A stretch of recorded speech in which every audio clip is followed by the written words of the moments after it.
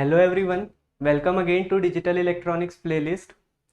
पिछले लेक्चर में हमने देखा था कि एक डिजिटल सर्किट को डिज़ाइन करने के लिए 3 स्टेप्स फॉलो करने पड़ते हैं। एक होता है सिस्टम डिज़ाइन, सेकेंड स्टेप होता है लॉजिक डिज़ाइन, थर्ड होता है सर्किट डिज़ाइन। सिस्टम डिज़ाइन में अपन एक लार्ज सिस्टम को वेरियस सब सिस्टम्स में ब्रेक करते हैं और लॉजिक डिज़ाइन में उस सब सिस्टम्स को हम डिज़ाइन करते हैं यूजिंग लॉजिक गेट्स। तो आज का अपना टॉपिक ऑफ डिस्कशन यही है, लॉजिक गेट्स। तो एक बार फिर से देखते हैं सब सिस्टम एक कैसे डिज़ाइन होता है। एक लार्ज सिस्टम का सपोज ये एक सब सिस्टम है, जैसा हमने पिछले वीडियो में देखा था कि एक बड़े सिस्टम को ब्रेक किया जाता है वेरियस सब सिस्टम्स में विथ प्रॉपर इंटरकनेक्शन। अब हम क्या विश कर रहे हैं इस सब सिस्टम से? हम ये विश कर रहे हैं कि अगर हम दो इनपुट दें, suppose A and B, this inputs are binary, तो हम ये विश कर रहे हैं कि ये जो सब सिस्टम है वो अपनी एक पिन में हमें आउटपुट प्रोवाइड करे ए बी प्लस सी। अगर 3 इनपुट्स है, suppose C is another input, हम ये विश कर रहे हैं कि एक आउटपुट ये प्रोवाइड करे ए बी प्लस सी और दूसरा आउटपुट ये प्रोवाइड करे ए प्लस बी प्लस सी। तो ये कैसे अचीव किया जा सकता है? ये अचीव किया जा सकता है with the help of logic gates, और इस फंक्शन को हम बोलते हैं, जो फंक्शन इनपुट वेरिएबल्स के टर्म्स में रिप्रेजेंट किया जाता है, उन फंक्शंस को हम बोलते हैं बूलियन फंक्शंस।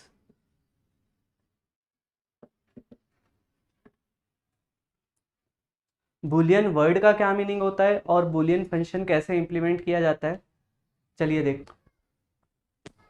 सो बूलियन फंक्शंस को इंप्लीमेंट करने के लिए जो फंडामेंटल पार्ट रहता है वो रहता है लॉजिक गेट्स, जैसा कि हमने प्रीवियस वीडियो में देखा था। फंक्शनैलिटी के बेसिस पे लॉजिक गेट्स को 3 कैटेगरीज में हम डिवाइड कर सकते हैं। पहली कैटेगरी होती है बेसिक गेट्स।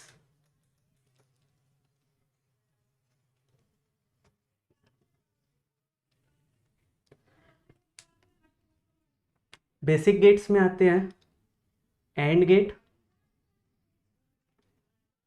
और गेट एंड नॉट गेट।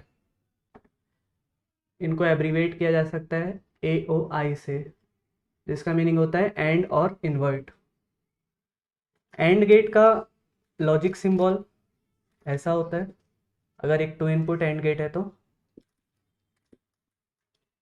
एक और गेट को ऐसे लॉजिकल सिंबल वाइज रिप्रेजेंट किया जा सकता है,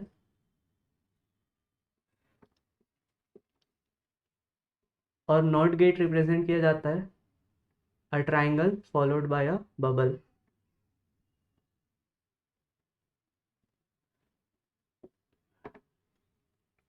बेसिक गेट्स की क्या खासियत है, मतलब क्यों इन तीनों गेट्स को ही बेसिक गेट्स में इंक्लूड किया गया है? वो ये है कि Boolean function of any complexity, थोड़ी देर पहले हमने बूलियन फंक्शन देखा था, उसका एक एग्जांपल कि बूलियन फंक्शन कैसा होता है। तो Boolean function of any complexity, कितना भी बड़ा बूलियन फंक्शन हो, कितना भी कॉम्प्लेक्स बूलियन फंक्शन हो, उसको अपन डिजाइन कर सकते हैं यूजिंग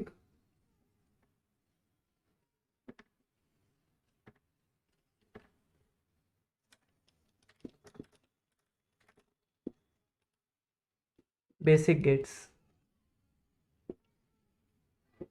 दैट इज एंड और इन्वर्ट। नॉट गेट को हम बोलते हैं इन्वर्टर। तो कितना भी कॉम्प्लेक्स बूलियन फंक्शन हो उसको रिप्रेजेंट किया जा सकता है ये 3 गेट को यूज करके। साइमल्टेनियसली ये 3 गेट हम यूज करेंगे अगर, तो कितना भी कॉम्प्लेक्स बूलियन फंक्शन हो हम उसको इंप्लीमेंट कर सकते हैं। नेक्स्ट कैटेगरी है जो बेसिक गेट्स की, वो है यूनिवर्सल गेट्स। यूनिवर्सल गेट्स की कैटेगरी में इंक्लूड किया गया है NAND gate and NOR gate. NAND gate होता है AND gate followed by an inverter, जिसको बबल से ही सिंपली रिप्रेजेंट कर सकते हैं। और नॉर गेट होता है और gate followed by an inverter. अब इसको यूनिवर्सल गेट्स क्यों बोलते हैं, क्या बेसिक मीनिंग होता है यूनिवर्सल का? सी, कोई भी कॉम्प्लेक्स बुलियन फंक्शन अपन बेसिक गेट्स यूज करके इंप्लीमेंट कर सकते हैं, और वो बुलियन फंक्शन अपन इंप्लीमेंट कर सकते हैं या तो सिर्फ नैंड गेट को यूज करके या तो सिर्फ नॉर गेट को यूज करके।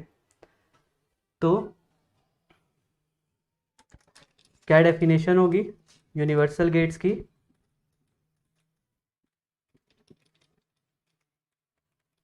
Boolean function of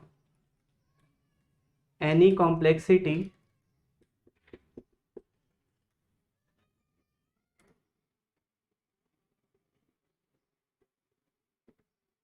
can be designed using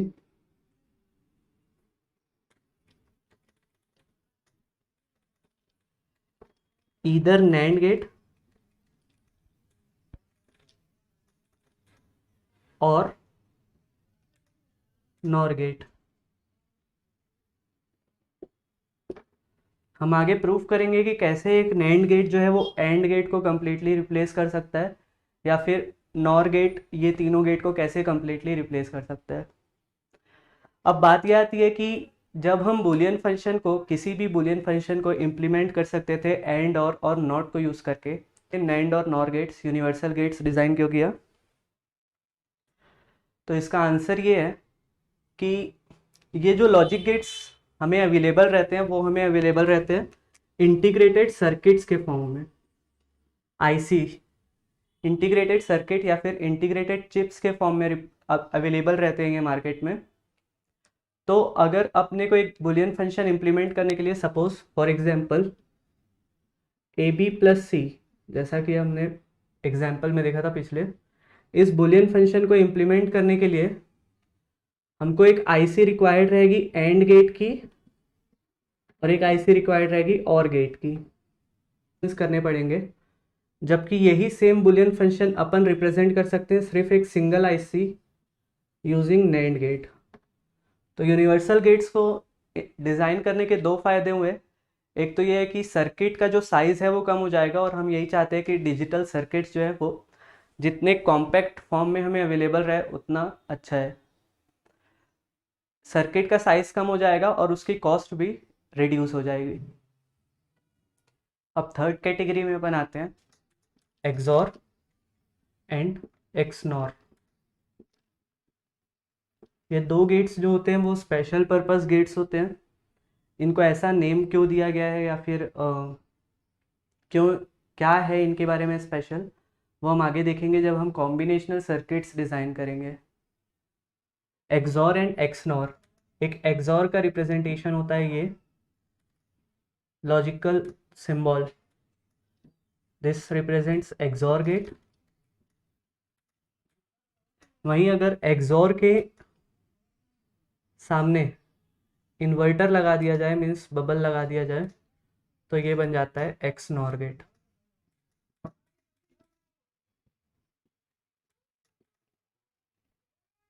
अब हम वन बाय वन डिटेल में इन सारे लॉजिक गेट्स को देखेंगे। उसके पहले एक छोटा सा की पॉइंट डिस्कस कर लेते हैं।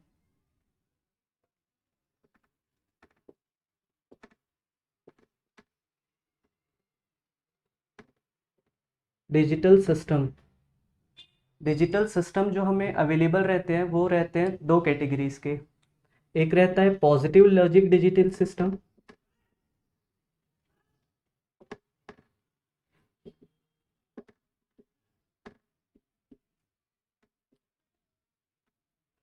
पॉजिटिव लॉजिक डिजिटल सिस्टम में क्या होता है, अगर हम लॉजिक 1 दे रहे हैं, इसका मतलब होता है लॉजिक 1 रिप्रेजेंट करता है हाई को और लॉजिक 0 रिप्रेजेंट करता है लो को। इसका मीनिंग क्या होता है, अगर हम लॉजिक 1 दे रहे हैं किसी लॉजिक गेट के इनपुट में, इसका मतलब हम उसे इनपुट प्रोवाइड कर रहे हैं हाई, और अगर लॉजिक ज़ीरो दे रहे हैं मतलब हम उसे कोई इनपुट प्रोवाइड नहीं कर रहे हैं, वो ग्राउंडेड है।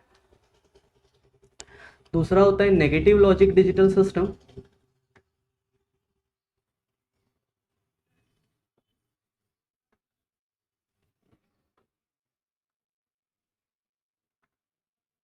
नेगेटिव लॉजिक डिजिटल सिस्टम में अगर हम उस सिस्टम को लॉजिक ज़ीरो प्रोवाइड कर रहे हैं, इसका मतलब होता है कि हम उसे हाई प्रोवाइड कर रहे हैं या फिर हम उसे इनपुट दे रहे हैं।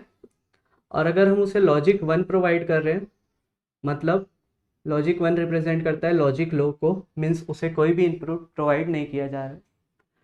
So this was all about classification of logic gates. Next हम वन बाय वन देखेंगे, स्टार्ट करके बेसिक गेट्स से। Thank you.